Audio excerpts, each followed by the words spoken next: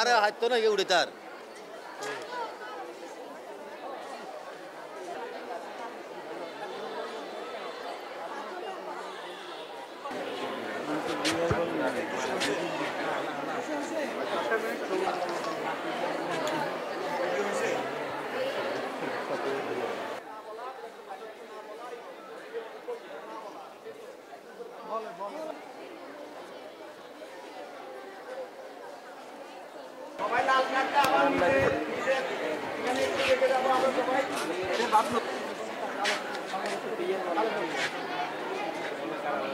আপনারা এই যে কাঠগুলো রেখে আপনারা কাছে যেতে পারেন। ধরে রাখেন, ধরেন একটু ধরেন।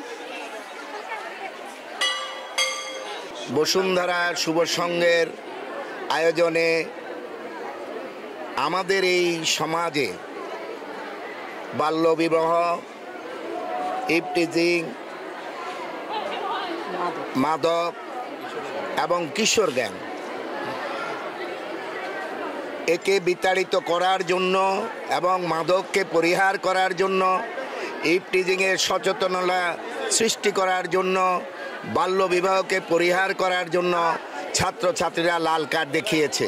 আমি ছাত্র, শিক্ষক, সুধীজন, বিশিষ্ট ব্যক্তিবর্গ এবং এই বসুন্ধরা শুভ সংঘের মতো সামাজিক সংগঠনগুলোকে বিভিন্ন স্কুল কলেজে এই আয়োজন করে সমাজ থেকে মাদকের বিরুদ্ধে প্রতিরোধ গড়ে তুলতে লাল কার্ড যে প্রদর্শন করা হয়েছে তা বাস্তবে বাস্তবায়ন করার আহ্বান জানাবো।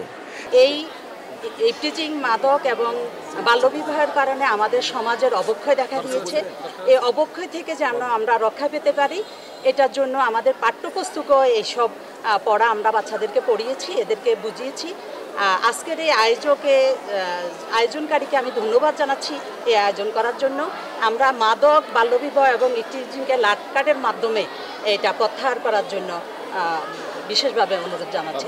ইভটিজিং, মাদককে না বলার পাশাপাশি যে খেলাধুলার মাধ্যমে এটা পরিহার করা যায় সেজন্য উনি ফুটবল নিয়ে আসছেন। আমরা কলেজ কর্তৃপক্ষের পক্ষ থেকে ওনাকে অভিনন্দন জানাই এবং আশা করছি এটা আজকে থেকে এখানে সূচনা শুরু। এবং আয়োজনটি করেছেন এই ইভটিজিংয়ের বিরুদ্ধে এবং এই যে বাল্যবিবাহ, কিশোর গ্যাং, আপনাদেরকে আমরা ধন্যবাদ জানাই। আমার বক্তব্য হচ্ছে যে কিশোর কিশোরী হিসাবে আমরা বাল্য বিবাহকে না বলি। প্রায় যাই দেখা যায় যে 13 বছরেই বিবাহটা হয়ে যাচ্ছে, এটাকে আমরা অত্যন্ত না বলি। কারণ আমার বাড়ির পাশে একজনকে 13 বছরে বিয়ে দেওয়া হয়েছে। আমি এটাকে পুরা ইয়ে করি। আর হচ্ছে মাদক তো পুরো আমাদের এলাকায় যে স্কুলেই বলি, স্কুলে অনেকে মাদক সিগারেট খাচ্ছে ওপেনলি, আপনি রাস্তায় বেরোলে দেখতে পারবেন। আমি চাই এটাকে আমাদের সমাজে না বলুক।